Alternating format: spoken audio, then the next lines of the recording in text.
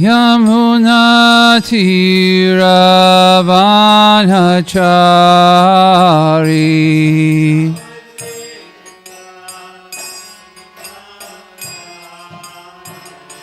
Jaya Radha Madhava Kunjabiyari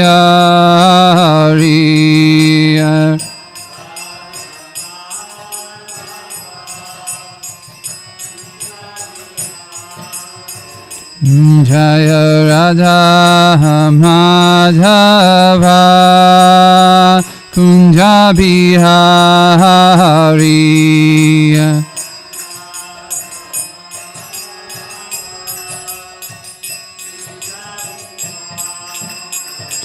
Jaya Gopi Jana Vallabha Girivaradari Gopi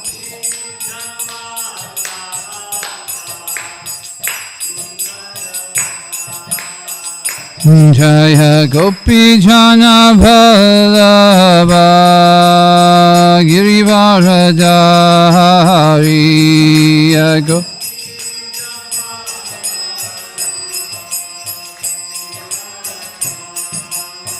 Yashodhanandana Brajajana Ranjana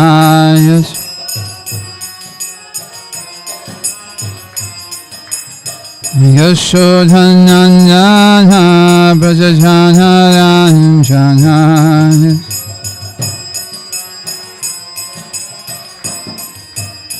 Yamuna Tiravanachariyati Yamuna Tiravanachari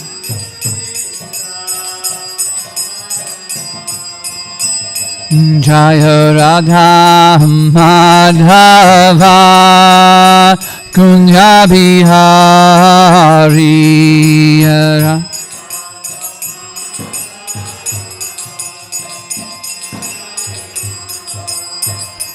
Hare Krishna Krishna Krishna Hare Hare Hare Rama Rama Rama Hare Hare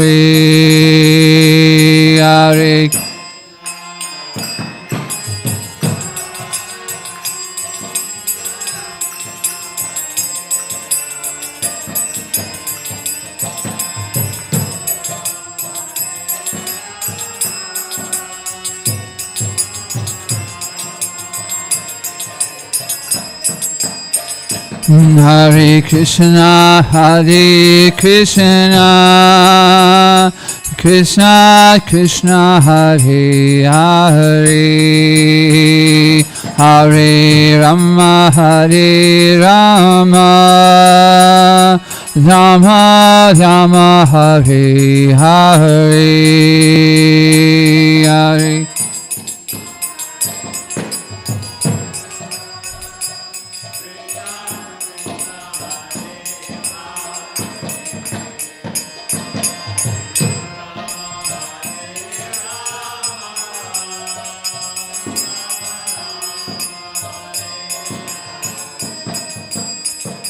Jaya Radha Madhava Sri Radhe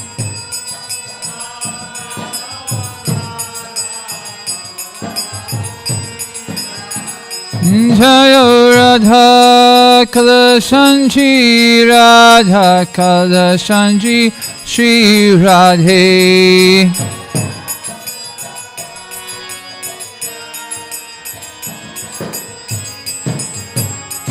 Jaya Prabhupada Jaya Prabhupada Jaya Prabhupada Srila Prabhupada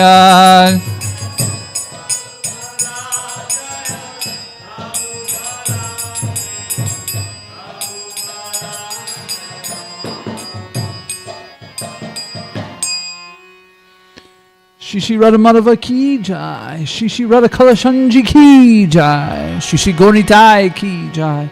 Srila Prabhupada ki jai. Om Namo Bhagavate Vasudevaya.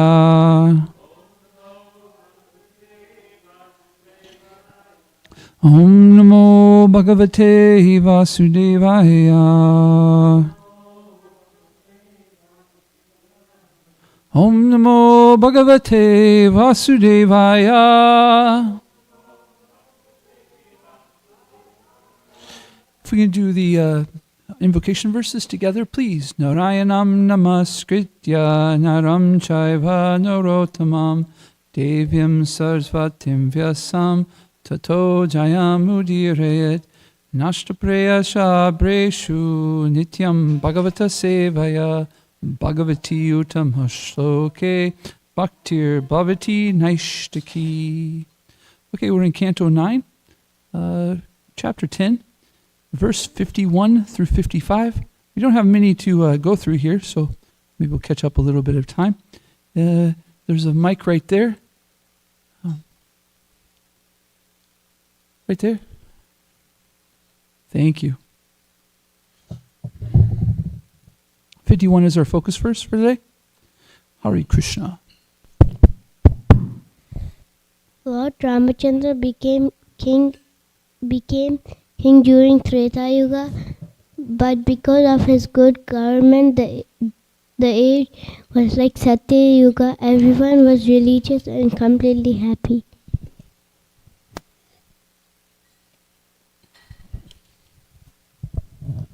O Maharaj Parikshit, best of the Bharata dynasty, during the reign of Lord Ramachandra, the forests, the rivers, the hills and mountains, the states, the 7 islands, and the 7 seas were all favorable in supplying the necessities of life for all living beings.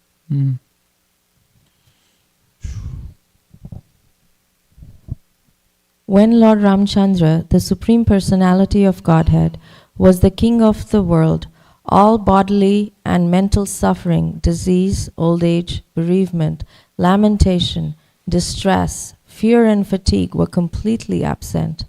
There was even no death for those who did not want it. Wow. Can you believe there was people that wanted death then? Interesting, huh? Lord Ramachandra took a vow to accept only one wife and have no connection with any other woman.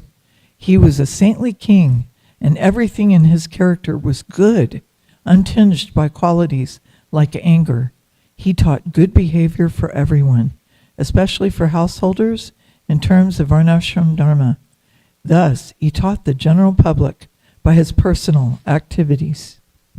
There's that word, Varshana Dharma. Mother Sita was very submissive, faithful, shy and chaste, always understanding the attitude of her husband. Thus, by her character and her love and service, she completely attracted the mind of the Lord. Wow.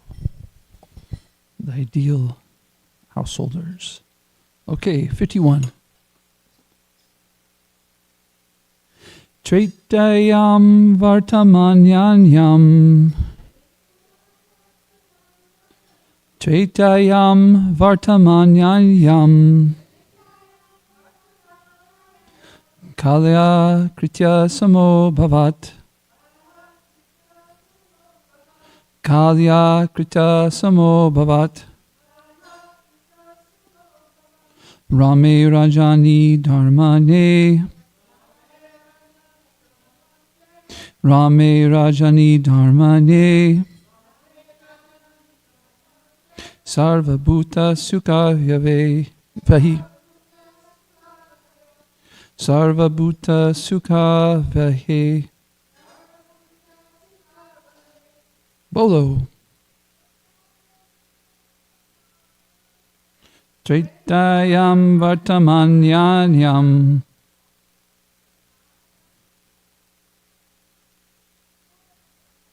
Kalya Kritya Samo Bhavat.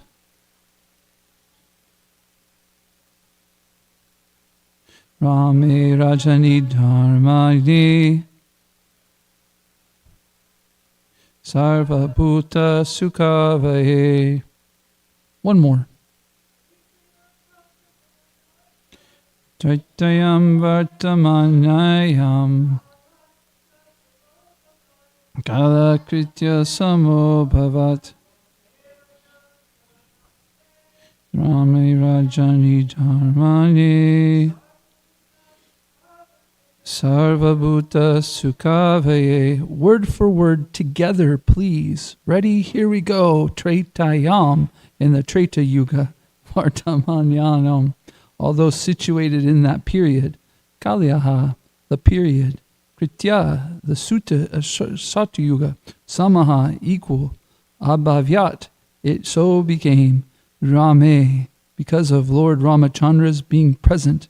Rajani, as the ruling king. Dharmane, because he was fully religious.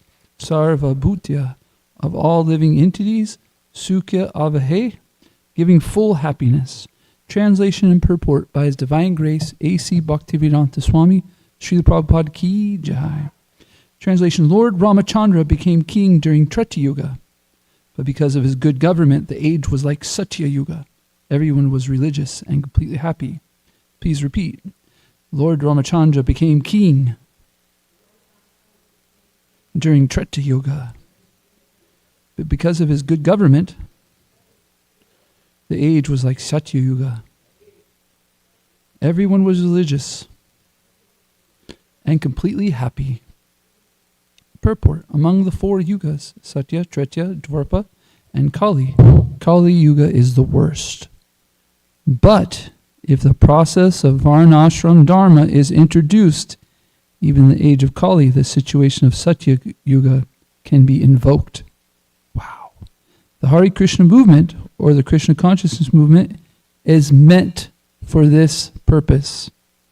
Kalir dosha nidye rajan astihi ko mahan gunaha kirtanyad eva Krishna yasya mukta sangya param vrajayate.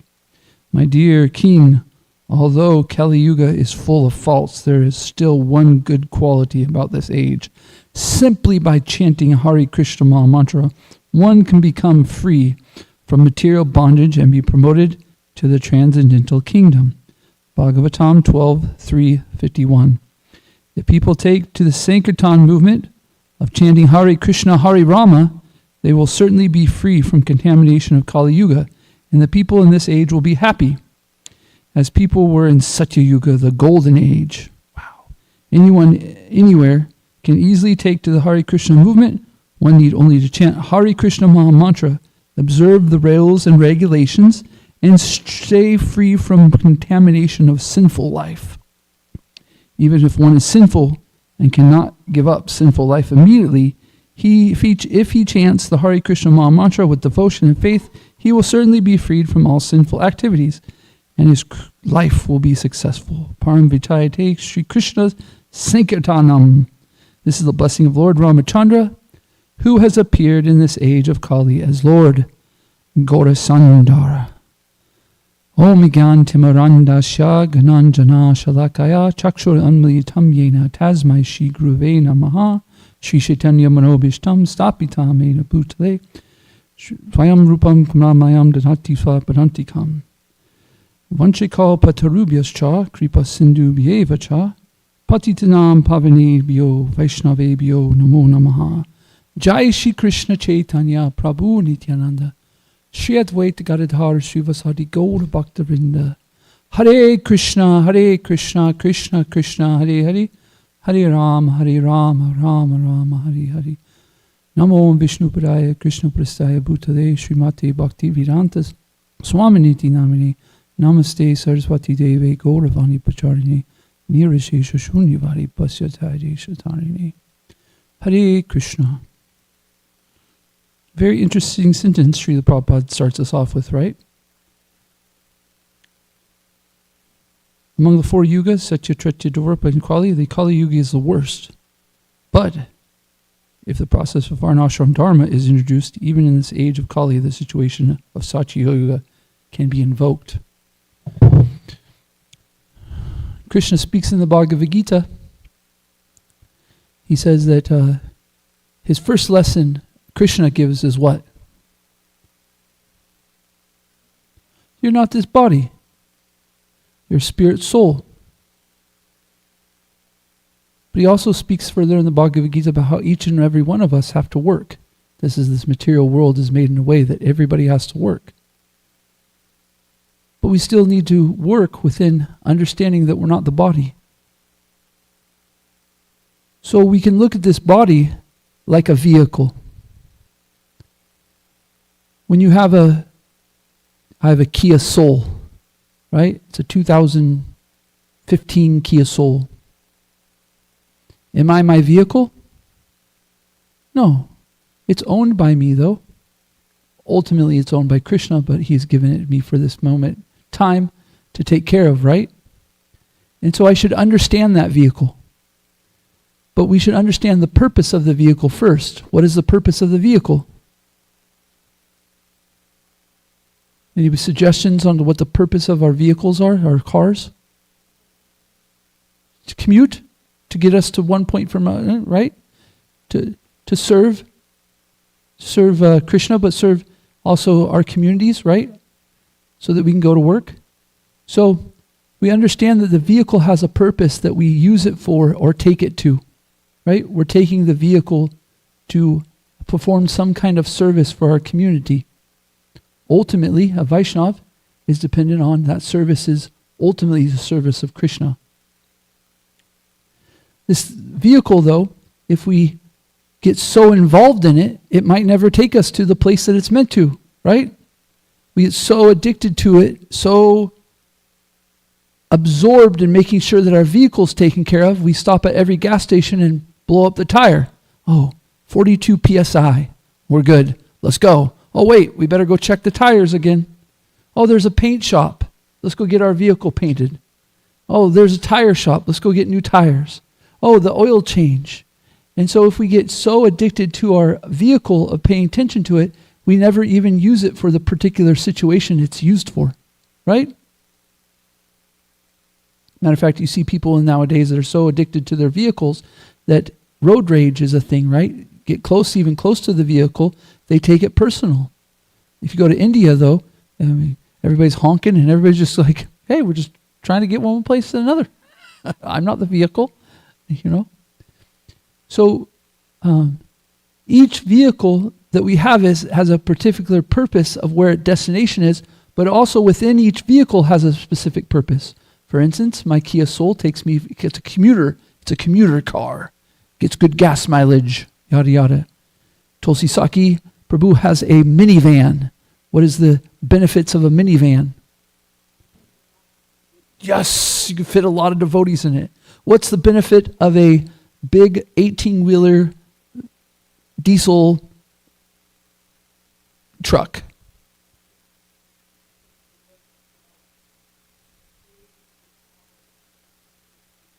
You can fill it with 300 pallets of BBT books.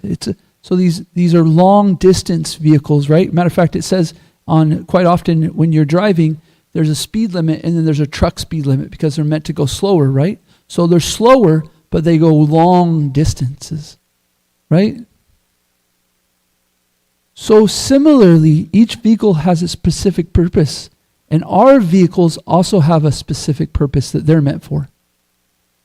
Ultimately, that purpose is to serve Krishna. Within that, though, we need to understand our vehicle and what it's meant to do best. What's our dharma? What's our occupation? What is our nature? If I'm to take my Corvette, Dharma Prabhu has a Corvette. He takes his Corvette and he takes it out to the farm and starts tilling the land. How well is his Corvette going to be at tilling the land and in farming? Not so good, right? But if I have a tractor and I take that tractor to the Texas Speedway and I'm racing all of the fast NASCARs, is that tractor going to do very good? Matter of fact, it's probably going to break after a while. You're going to be flooring it the whole time. It's going to go 20 miles an hour, and it's going to be like, we're not made for this. We're meant for nice and slow, hard work, right? So even within the vehicles we have, we can see that they have a specific purpose that they're made for and a certain way to treat them. As a matter of fact, they come with an owner's manual, right? And if we misuse the vehicle for its purpose, it has problems. For instance, an 18-wheeler can go 10 to 15,000 miles without getting an oil change. If you did that with your commuter car, what would happen? Not so good, huh? Your engine wouldn't last very long, right? Your transmission, if you were trying to pull with your commuter car a big load, like the diesel truck, your transmission would go out pretty quickly.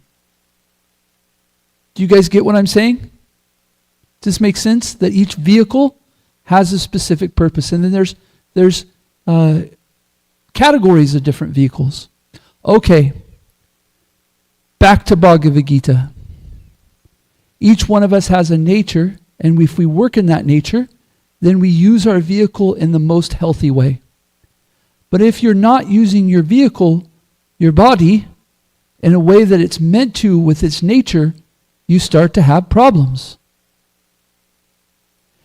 What are the problems of the body? Mental anxiety. Friendships become tough. You might snap at your friends or the people that you love. You might start getting backaches, this ache, that ache. I was noticing the other day in the temple there was this one devotee that I could see was having a little bit of difficulty. And so I was trying to encourage them. And then the next day I talked to him again. And I said, Prabhu, you're a leader. And so you need to understand that because you're not getting that propensity fulfilled, that you're going to find some times where you feel a little frustrated in the temple situation because you don't have your own leadership thing. So just understand that and try to look for the thing that you can find that you can be a leader. And they really appreciated that advice. But it's true.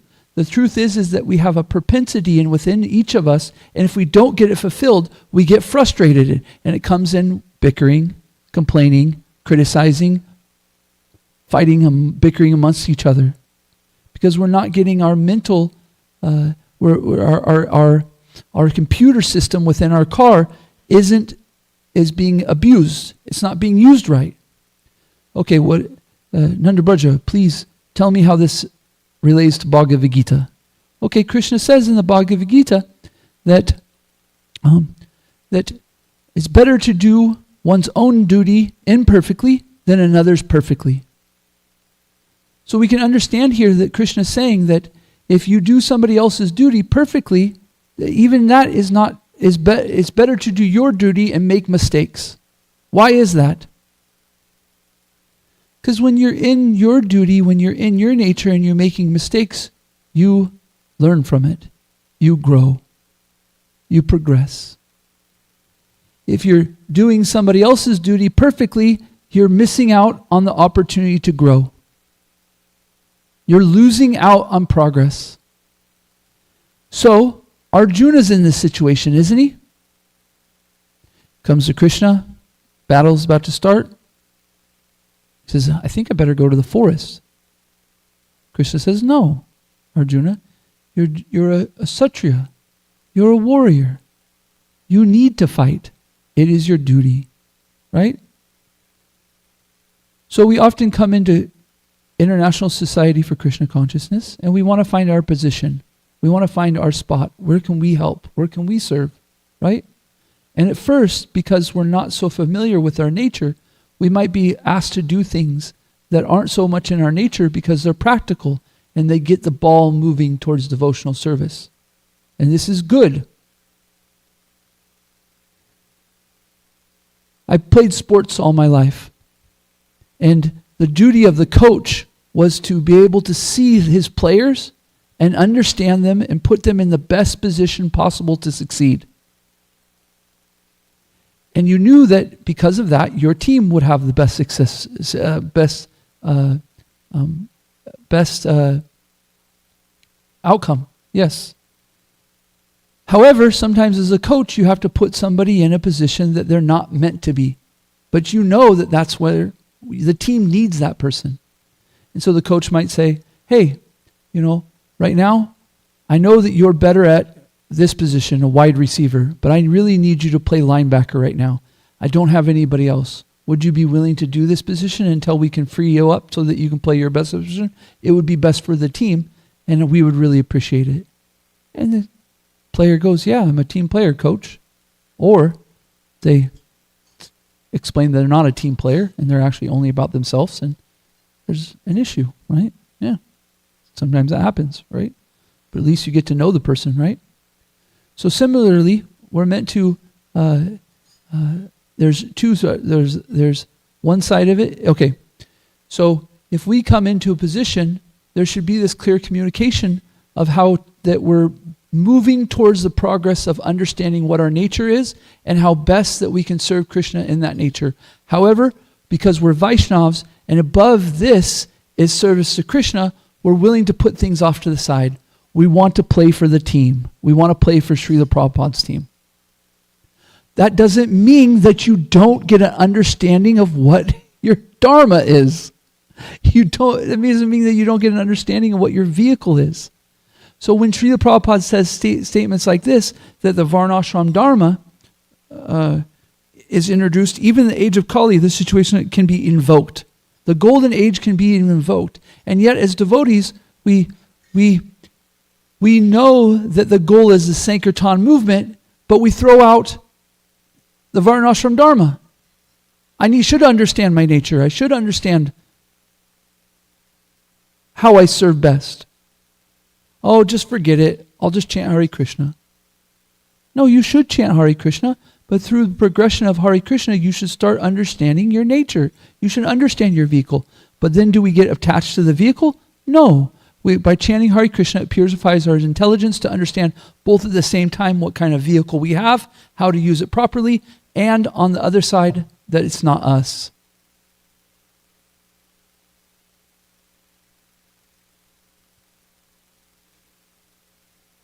So how do we move towards this?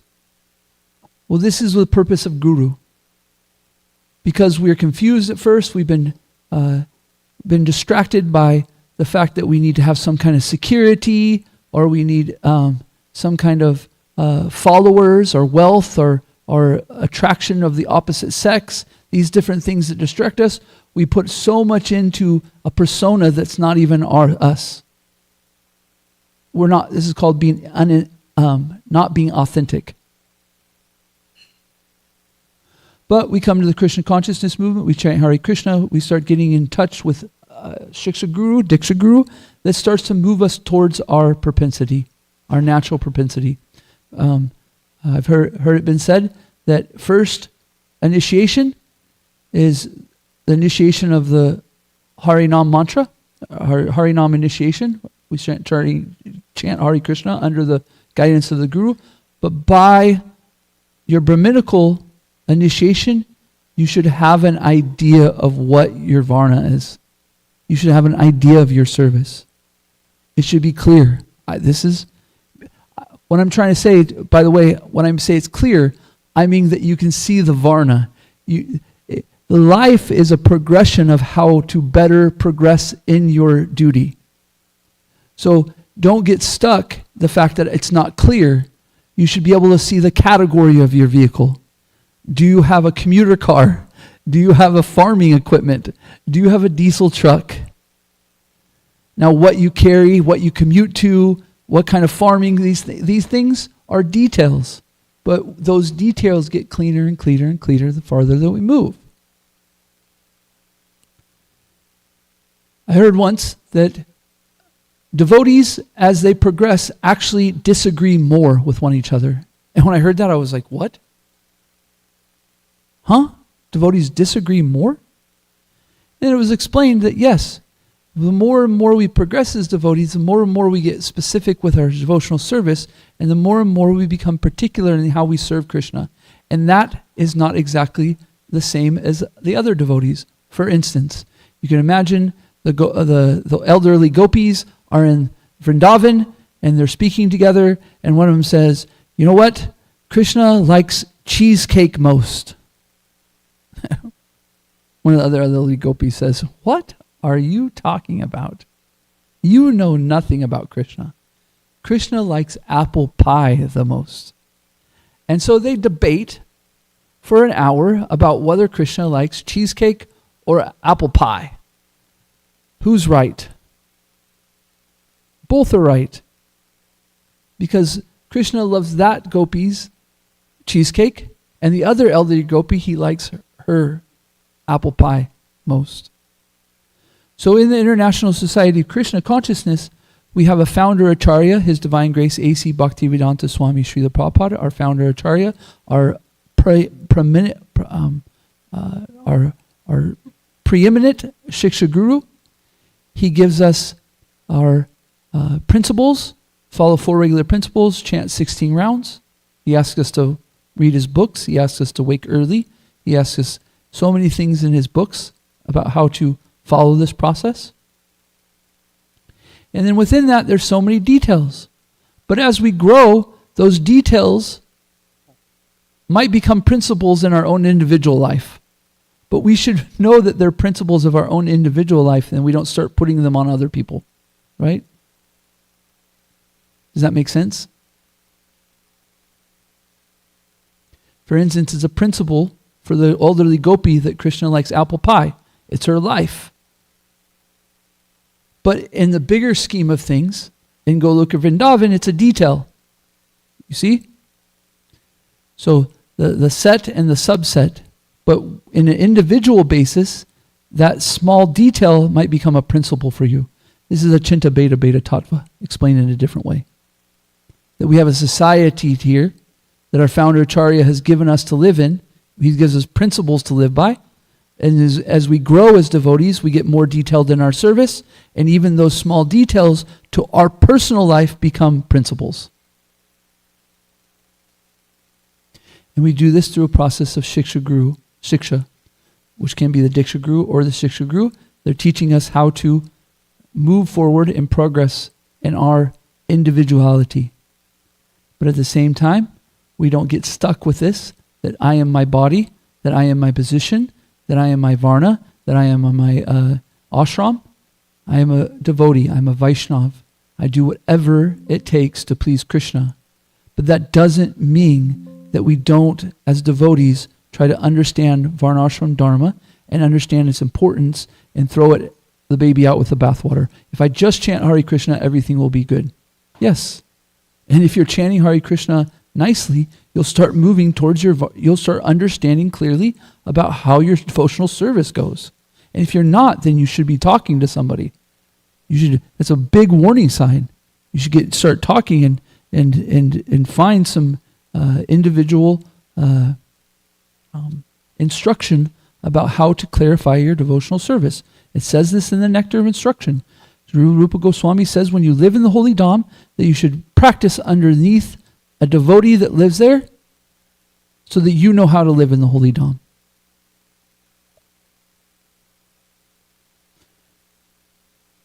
I only went 5 minutes over.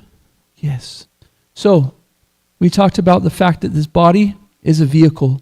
Our vehicles have certain purposes that are natural, in sync and in rhythm with what that vehicle is. And that gives us these dimensions of health, you could say, that allow us to move properly or live healthy in our life. But at the same time, we don't become so addicted to the vehicle that we forget that we're not that body, that we're a spirit soul. If we're chanting Hare Krishna nicely, we will both understand the vehicle. Krishna says in the Bhagavad Gita that truth is the study of nescience and absolute truth at the same time. So we will very come clear on what kind of vehicle we have, what our duty is, what our dharma is, at the same time becoming very much attached to chanting Hare Krishna and knowing we're not the body, that we're a spirit soul. We come to ISKCON trying to find our dharma, and at first or throughout some time, we might be working within our nature, but that's okay because we have Krishna on our side, and he's going to move us towards it and give us some understanding about how to move forward that. But we might take one for the team, they call it. However, you should have a Shiksha Guru that is going through that process with you. Right now, you're not in the place that you should be, but that's okay. You're getting clarity about who you are, and we'll move you towards that as soon as possible. Any questions, comments, thoughts? Mother Kunti.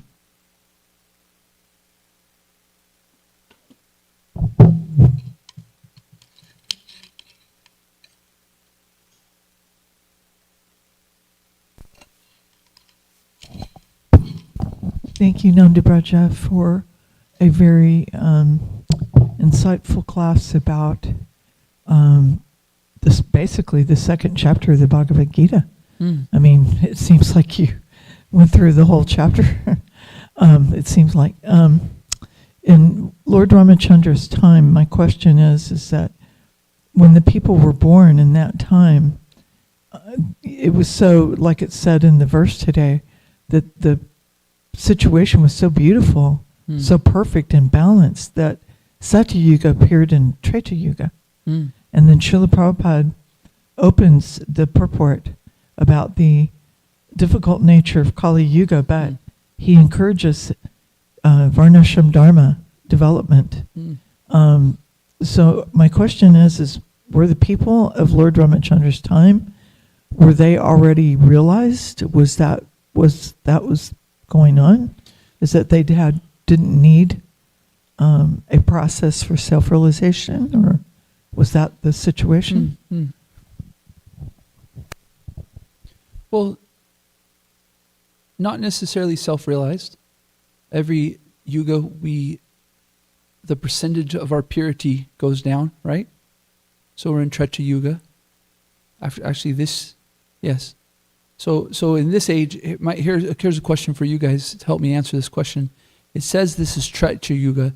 Is it in our yuga, this yuga, right? Dwarpa Yuga, then Treta Yuga. In this story, is it Treta Yuga, then Dwarpa Yuga? It's okay. So it's the norm. Satya, Treta, Dwarpa. Yes. Yes. There we go. Okay. So in this story of Ramachandra that we're particularly reading in the Srimad Bhagavatam, because it's read over and over again, is that Treta Yuga came after Satya Yuga, correct?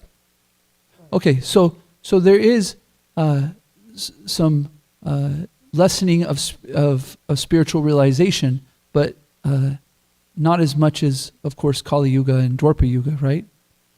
So, but the point of Lord Ramachandra is that his purification, his leadership was so strong that he brought back the Satya Yuga, or the golden age of Satya Yuga. So it's very important to understand that it's been said that the Lord Chaitanya's movement will bring about a golden age right here in Kali Yuga. And so Srila Prabhupada is giving us a very clear understanding about how we bring a golden age together. A, Sankirtan, and B, Varnashram Dharma. We should set this up. From my understandings, I've heard this many times, is Srila Prabhupada said, I did 50% of my work here. The other 50% was Varnashram Dharma. So we have people that are working very hard, like Urmila Prabhu, who has a book called Dharma, Kriya Dharma.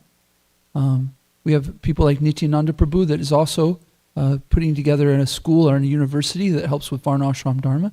We have a lot of devotees that are looking at this and saying, okay, how do we practically bring around Varnashram Dharma in the way that we're in a time, place, and circumstance of now that brings about this, helps push us forward.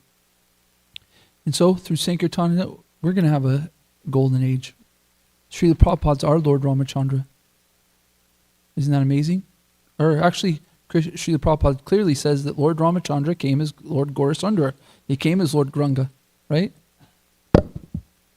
Does that answer your question okay, Mother Kunti? So, no, the purification for Treta Yuga wasn't that everybody was self-realized. It says that each yuga, one of the legs of religiosity is taken down, right? I'm forgetting them right now. I know one's truthfulness. It's the only one that we have left. Cleanliness. Yes, no? And what are the other two? Austerity and mercy. So what's the first one that disappears? Do you know, Drista? Yeah. So point is one of those pillars are taken down from Satya Yuga to Treta Yuga. Another one is taken down from Treta to Dwarpa. And another one is taken down between Dwarpa and Kali. And then finally the last one, which is truthfulness, will be destroyed. And so this is a degradation of yeah, that makes sense. Mercy, yeah, cleanliness, probably the next one, and then truthfulness. So yes, people were already degrading, but Lord Ramachandra's leadership brought them back up, brought around the golden age. So my explanation is that this is what actually happening right now in our age right now through Srila Prabhupada and Gauranga. Yes, Mother Sucharya, can we get Mother Sucharya?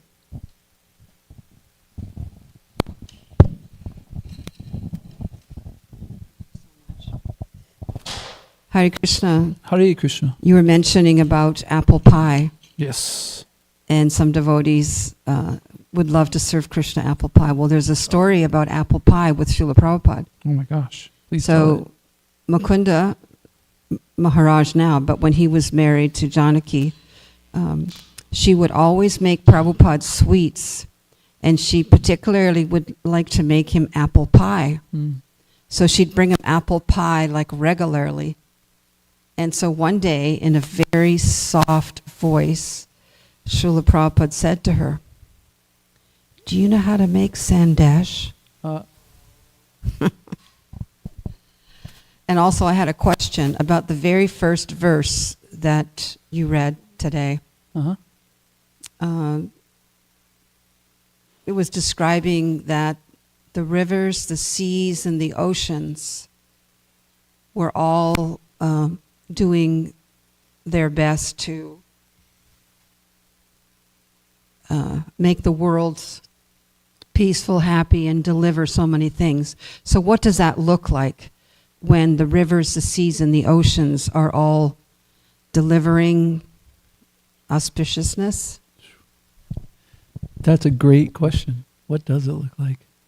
The golden age, but what does the golden age look like? I'll be honest with you. I went through this process called birth. And I forget all my past lives, So, but we okay, being a little facetious. Okay, we get the stories of Krishna in Srila Prabhupada's Krishna book, right? We start to hear about how things are so sweet, the Yamuna's flowing, Govardhan is producing so many fruits, everything is there for the devotees.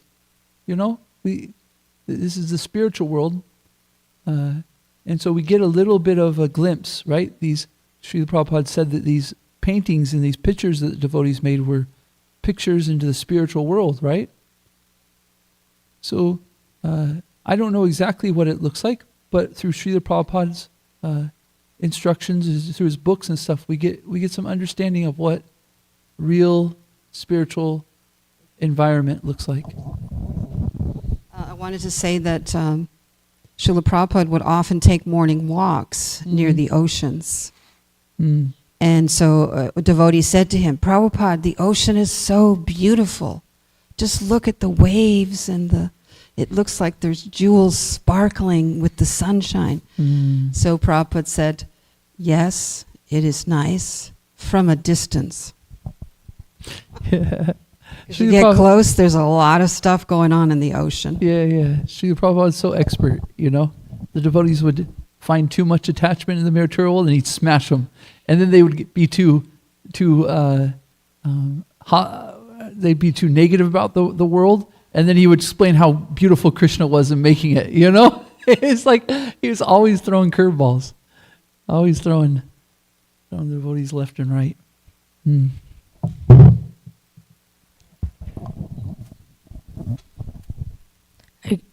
Hare Krishna Prabhu, thank you for nice class.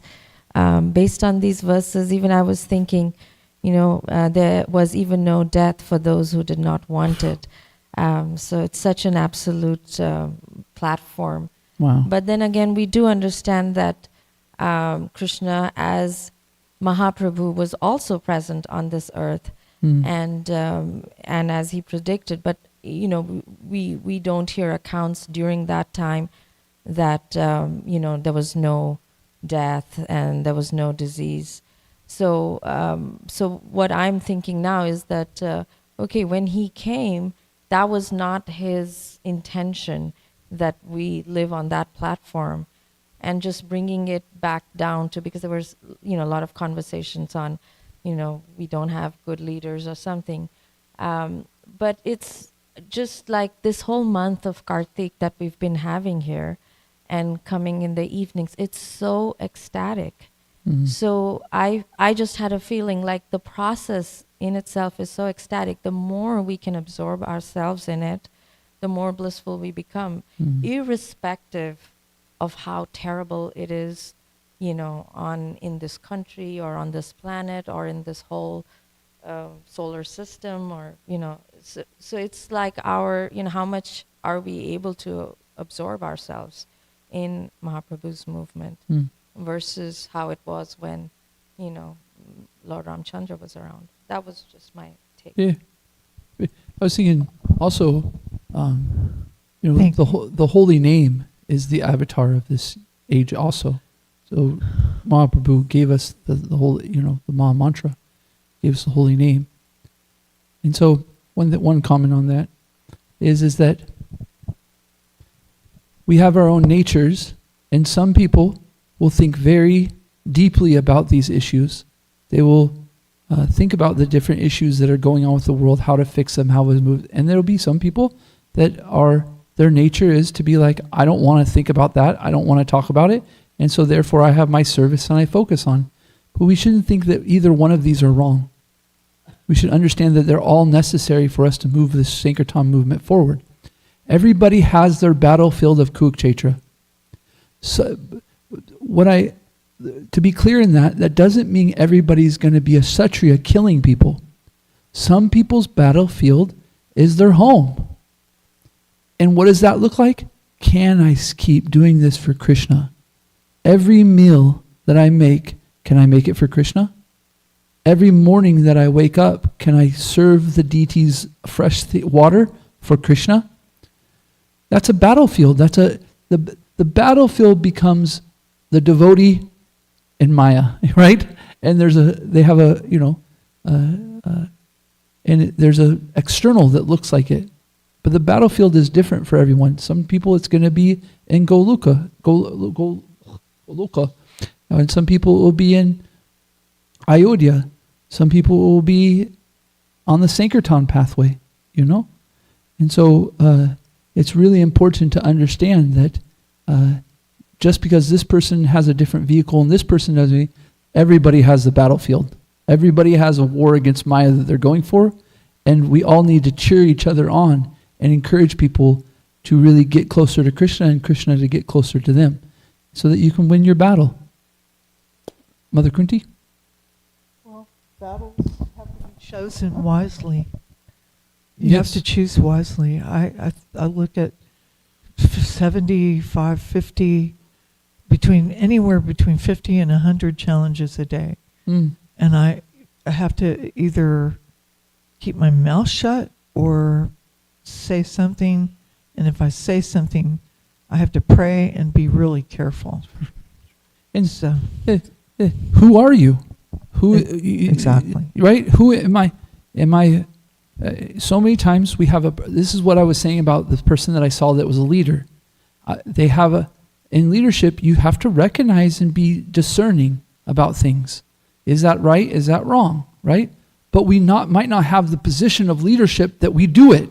So then our mind will go, I recognize it, I see it, but it's not my position. And I need to be quiet. But then if we get so disturbing that we're not getting that nature taken care of somewhere, it can be very tough. And all of a sudden you say something and you're like, I couldn't handle it. I couldn't help it. I had to correct this thing, By the way, yeah. So it's very interesting that we move for the health of our community and for ourselves, we move towards our nature and understanding who are we, what vehicle we have, and how to produce the right service of it. Also to take help from those who are in the position. Yeah. Just like you may have a problem with some function here at the temple, but there's a person in charge of that function. Mm-hmm. And you take your concern to them rather than approach the team member directly, then things seem to go very nicely. Yeah. And it's like it becomes more oiled. Right. The machine is oiled. Yeah. And you feel better. Yeah. It's like, absolutely. I don't know. Right? I'm still learning. Well, and one thing is that one thing we don't teach, and one thing I think we could teach in our society, encourage more, is that when we see people doing things in a way that we don't agree with, we don't have to look at it as wrong or right. We can look at it as, that's not how I would do it. And therefore we get more clarity about our service. If we're so worried about the other person and how they're doing it right or wrong or indifferent, you never take it internally to understand what your authenticity is. It's a lesson. If I see this person working like this and I don't agree with it, I don't tell them they're wrong. I take a note that that's not how I would do it if I was put in this position, and then you get clarity of who you are, what kind of vehicle you have, right? But so often, because we don't understand this very simple thing that's so important. By the way, when I say simple, it doesn't mean that, you just, like, we're not taught it. We're not taught these kind of things. Like, no, that person, let them have their individuality. Let them have their authenticity. Let them have their flavor. And if you don't agree with the flavor, understand that's your flavor. And you're getting, that person helped you. We should thank them when we see somebody do something that they don't do, that's not the thing we do. We should go, I really appreciate how you did that differently than I would. Okay, we maybe not say that. But anyways, we can thank them. I really appreciate how you did that in such a way that, like this and this. Yeah. But you'll live in much better peace. I'll tell you that right now. You'll become much more tolerant and working. Yeah. Yes. What's your question?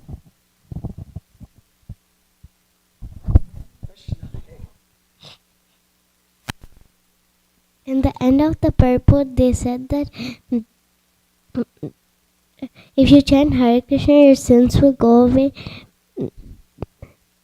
And when our sins will go away, we'll go back to Godhead. And why are we not going? Well, so okay. So do you know the game? Okay, you ever play board games? You play a board game and you have to do something to move and stuff. Have you ever played Monopoly? You played Monopoly before, okay? So if you pull Monopoly and you play, you pull a card because you hit community chest or whatever, and it says chant Hare Krishna, and then move to Boardwalk. So we chant Hare Krishna and then we move to Boardwalk. Okay, so in the game you chanted Hare Krishna for the purpose of moving and getting something out of it, right? So right now, because we're in an conditioned state, we're playing this game, we're chanting Hare Krishna so that we can play the game nicely. When we chant Hare Krishna, we get nice relationships, we get nice food, we get Krishna really takes care of us. And so sometimes we get stuck chanting Hare Krishna for the niceness around us. That's okay. That's a mode of goodness. We're bringing it. At some point, though, we've got to stop chanting Hare Krishna to play the game, and we have to do it only for Krishna's pleasure. And so we move to that position, and we start doing it only for Krishna's pleasure, and then our sin of wanting to be the controller or the more subtle sins, right? We have gross sins like intoxications, right? That's very outwardly. You understand? But there's also internal sin that we have, which is the desire to be the controller, right? So we've got to stop trying to use the name of Krishna even to chant Hare Krishna to control in a certain way, yada yada.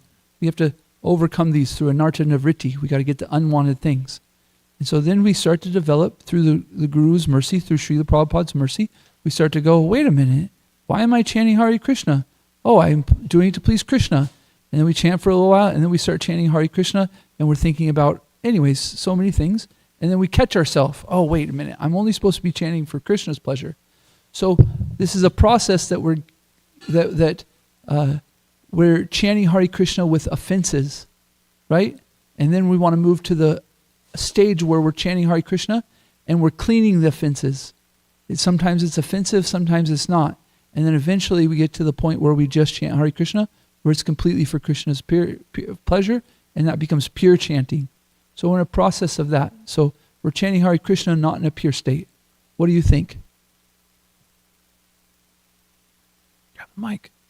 What do you think? Yeah?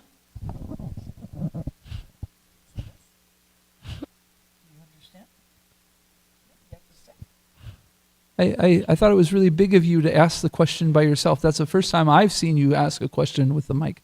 Thank you very much for doing it. Thank you. Hare Krishna.